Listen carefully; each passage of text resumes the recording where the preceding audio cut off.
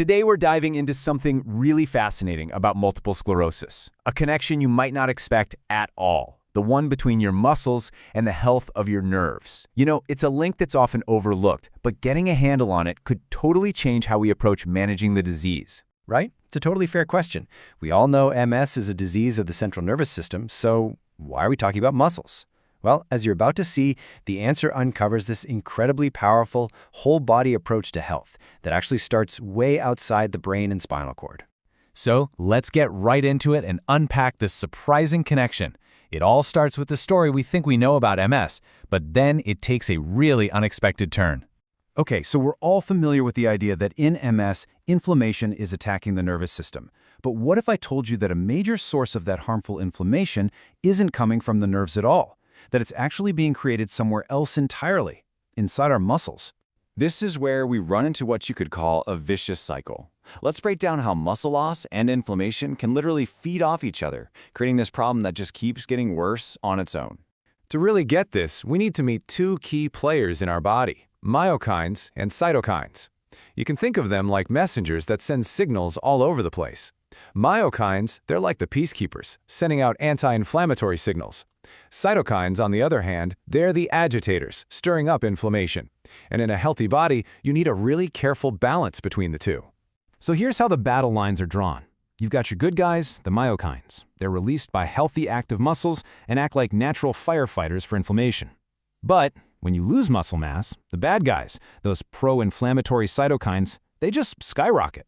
The takeaway here is super simple. The more healthy muscle you have, the more peacekeepers you have on your team. So how does this spiral even get started? Well, it often begins with a drop in muscle mass. As those muscles shrink, they just stop producing those calming myokines. This creates a power vacuum, right? And the pro-inflammatory cytokines rush in to fill it, basically putting your entire body on high alert and just fanning the flames of inflammation everywhere. So now the body is in this state of heightened inflammation. The big question is, where does all that inflammation go? And unfortunately, it targets the very system that MS already has under siege.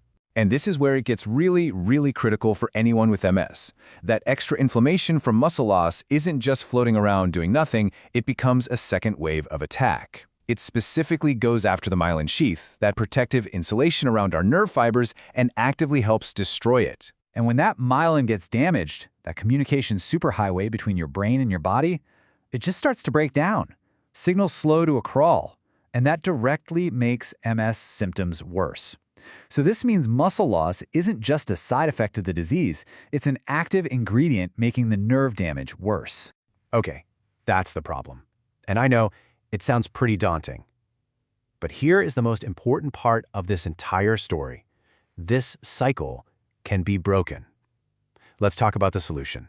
That's exactly right. This is not a one-way street. We can actively jump in and do something about it. The power to influence this cycle is way more in our hands than you might think. And our two most powerful weapons in this fight? They're actually surprisingly straightforward: getting enough protein and doing physical activity that's adapted for you.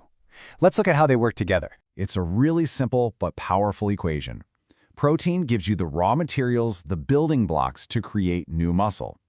More muscle tissue means you're creating more of those anti-inflammatory myokines. And more myokines means you are actively, physically calming the fires of inflammation in your body. So, what's the target? Well, the research points to about 2.2 grams of protein per kilogram of your ideal body weight. So for a person who's around 160 pounds, that's roughly 160 grams a day.